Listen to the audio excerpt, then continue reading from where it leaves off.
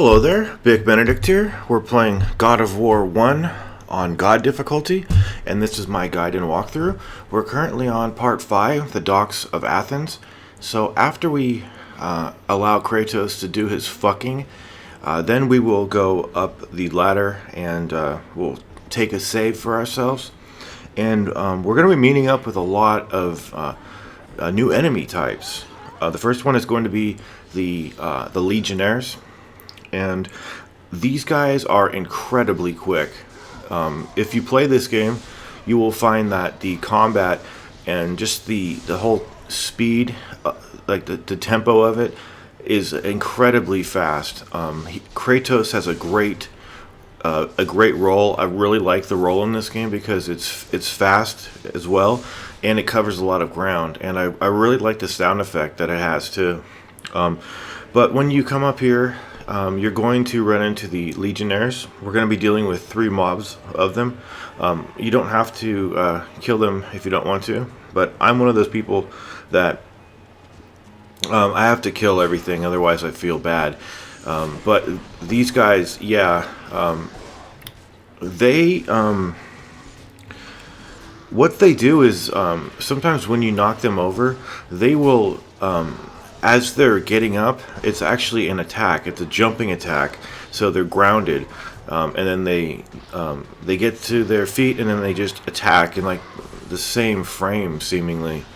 So one of the things that you can do is be extremely patient here. I mean, always take a moment to to guard, to assess what those guys are doing, and just quickly make a decision about, do you want to attack them or just keep your block up.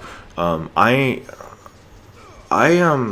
might be wondering as well, what's your intention for this walkthrough? Are you going to not be upgrading your health, or are you going to be abstaining from upgrading weapons? Well, here's the thing. I appreciate that a lot of folks are going to be possibly using this as a walkthrough for their first time of playing this game. However, this game can definitely be handled with just the level 1 blades. So and the base amount of magic. Now, I am opening all the boxes, so you are going to see my health increase and my MP gauge both will increase. But what I'm going to do is try to do as many fights at no damage as I possibly can. This is an optional mob over here as well. And there probably is a phoenix feather over here as well. What I really like to do on these guys is square, triangle, square, triangle to bounce and launch them, and then as they're in the air, hook onto them with your blades. When they get the circle button prompt, it's basically your chance to give them the same treatment as if they were the undead versions of these guys, like on a ship. Yeah, here, this happens sometimes where you do a never-ending amount of the chain throws, and it's one of those things that's just a little bit broken. Alright, so we've got a phoenix feather, and now we're going to loop on back over here. One of the things that I don't like about this game, and it's hard to fault it because this game is so incredibly old, but that's not saying anything bad about it, but if you die or anything like that, or not die, but accidentally quit out after you're trying to do the game, or heaven forbid your console crashes. I had an issue when I got to the Medusa where the audio wasn't working anymore, and I got really upset with it, and I redid this part over here. But these Minotaurs, they cannot be launched when they're prostrate on the ground. So when they are on the ground and they're getting to their feet, they will have a property to them, which is essentially called hyper armor, where they will tank the launch and not get launched themselves. So the fun thing about this enemy is that you see them change colors throughout the game, and the harder ones have more stability, and you'll have a much harder time launching them. There's actually a purple one later in the game that it's extremely difficult to launch him. But now we come to the Cyclops Enforcers over here. These guys, it's kind of funny because just like the Legionnaires jumping at us in like a frame perfect attack, you've got one of the same types of deals on these Cyclops Enforcers, because what happens is they do this charging lunge attack with their spiked ball, and it's almost impossible to react to it because they attack on seemingly the same frame that they telegraph it. They will get you. It's very difficult. So you might say, well, how do you avoid it? You have to always assume that they're going to do it, and you've got to be really on your mark over here. So what I like to do over here is try to just push them off the cliff. It's very fun to do. Their main attack though is it's a very well telegraphed move where they move their right arm back to charge their throw, and then they let loose their weapon. Now, square triangle does and doesn't work on that enemy. When they're just moving towards you, like trying to pathfind to you, they are susceptible to being launched. But those Cyclops Enforcers will not get stunned with square triangle if they're attacking. So any attack that they do, try not to make a mistake and accidentally think that you're going to be able to get a launch for yourself, because you won't be able to.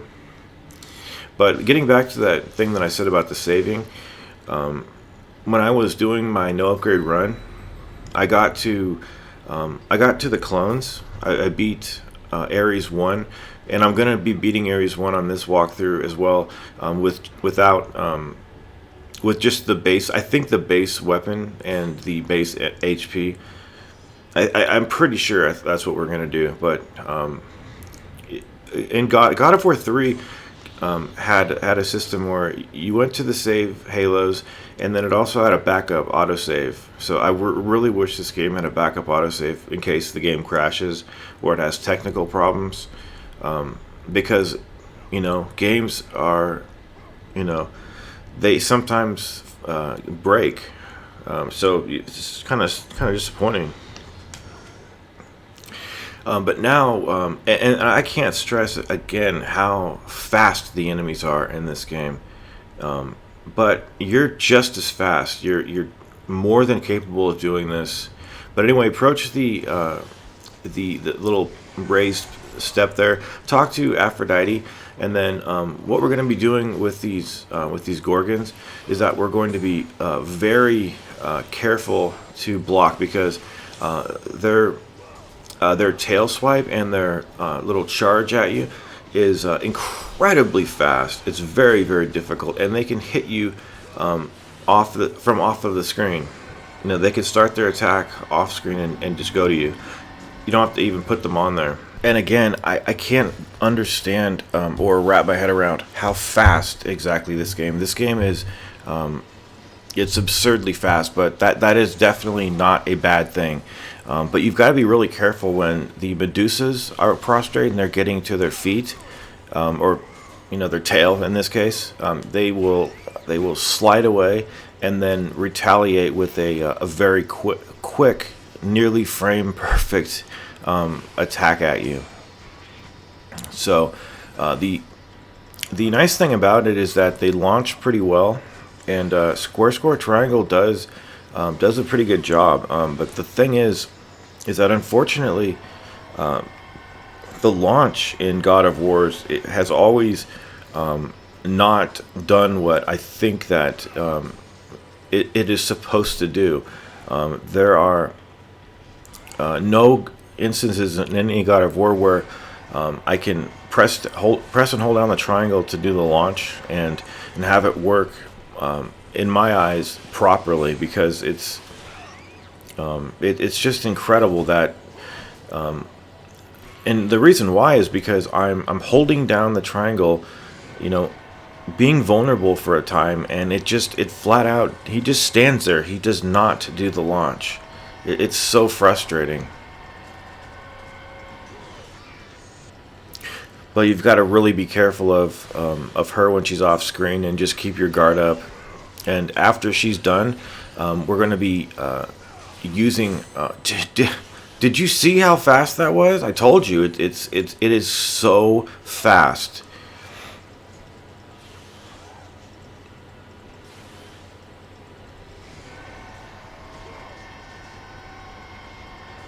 Anyway, and then like I was saying, we're going to be getting this magic over here, and the only real bit of awkwardness.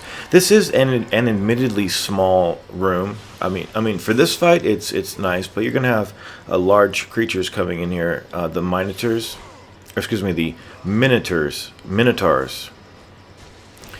or however you prefer to say it.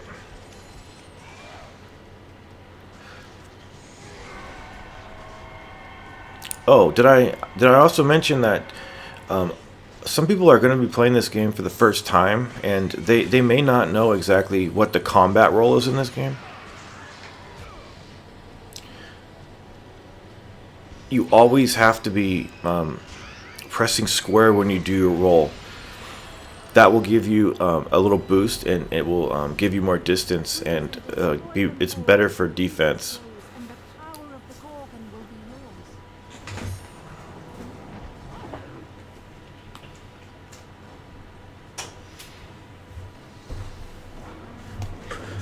All right, here's this part over here. When you're using this magic, you're gonna find that it it locks you in place when you use this. So you're gonna be vulnerable when you're using this. In the second game, they adjusted it and changed it so that you can actually move around while you're aiming it. It's sort of the same thing as a gun game, where the older games like the Resident Evils, when you're shooting, you're locked in place, and as games become more modern, they give you more flexibility about moving. But the quickest way to deal with them when they're petrified is not to use the square button. It's just to use the triangle button, and it will take care of them in one hit.